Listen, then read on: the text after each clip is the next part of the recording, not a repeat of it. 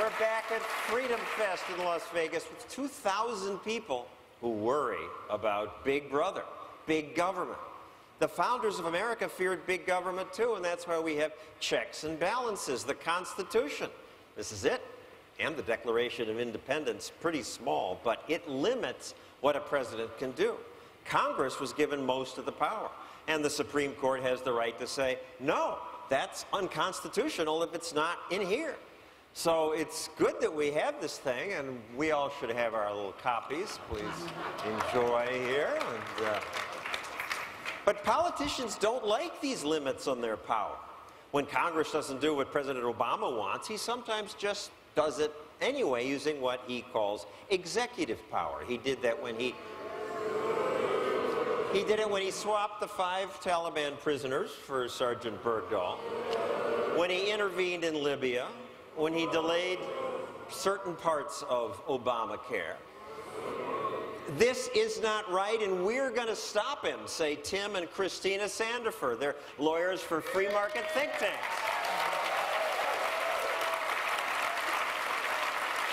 Tim is at the Pacific Legal Foundation. Christina is with the Goldwater Institute. How are you going to stop them?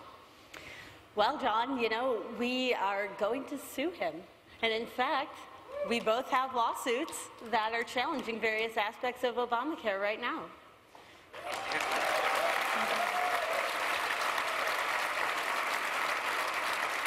The family that sues the president together sticks together. You guys just got married, but your think tank is in Sacramento, California. Yours is in Phoenix. Right. But Well, we live together more often than Bill and Hillary Clinton do, so... What's the worst offense against the Constitution that this administration's done? If I had to name just one thing, it would be Obamacare. The president's signature achievement that he says he's proudest of is the largest single assault on the Constitution that the president has overseen. And in particular, the reason why is because, you know, we're talking about Big Brother.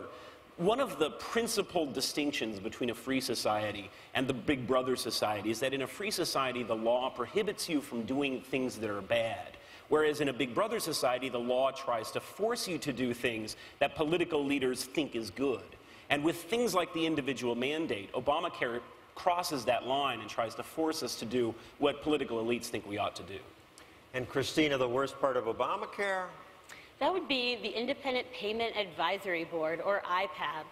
This is a group of appointed experts that are supposed to control Medicare costs, but the way they do this, John, is by enacting law unilaterally without vote of Congress, without signature of the president, without even review by the courts. You mentioned the release of the Taliban detainees. In that case, Congress had passed a law to regulate the military. You pointed to the Constitution. The Constitution says the president's the commander-in-chief, but Congress sets the rules for the military forces. And they did that by limiting the conditions on which the president can release people from Guantanamo. But he just doesn't. And he just did it in clear violation. In fact, he admits that it violated the law. He just says that he's allowed to do that because he's the commander-in-chief, ignoring the fact that Congress has the explicit constitutional authority to limit what he does as commander-in-chief. And granting 10 states waivers on No Child Left Behind, changing the Obamacare law when it wasn't working out. He's his executive power. And the problem is that when you have no respect for the rule of law, then what we get is utter unpredictability. We don't know how the law is going to be enforced. We don't know how to behave. We don't know if one day what we're doing is legal and the next day it's illegal. Is he the worst in terms of executive orders? Do you have an opinion? Mixed there. Abraham Lincoln actually issued 48.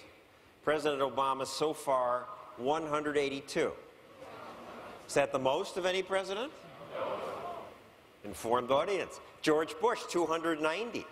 Eisenhower 480. Teddy Roosevelt more than 1,000.